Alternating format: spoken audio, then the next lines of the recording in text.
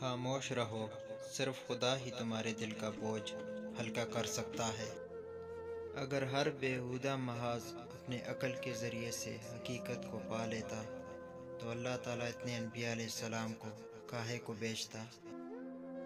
عقل حقیقی وہی ہے جو اپنے خالق سے فیض یاب ہو۔ جو عقل کی عطا کے اثر سے پیدا ہو وہ عقل ہی نہیں ہے۔ تدبیر وہی کارگر ہوتی ہے جو تقدیر کے حسب حلال ہو۔ جو شخص نیک اور ہوس سے آزاد ہو وہی اصل بادشاہ ہے۔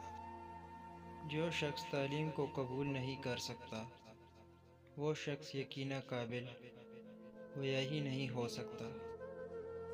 دوستی ہی کے ذریعے سے محبت و عادات پیدا ہوتے ہیں اور غذا ہی کے ذریعے صحت و مرض لاحق ہوتا ہے۔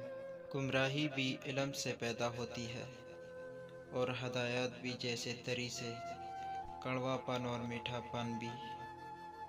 خدا جب کسی بدبخت کو دکھ دینا چاہے تو وہ بدقسمت ناشکری کا راستہ اختیار کر لیتا ہے۔ جو کچھ خدا نے پیدا کیا ہے اس کی ایک حکمت باطنی ہے۔ یہ من کر ظاہر کے علاوہ باطن پر بھی نگاہ رکھ۔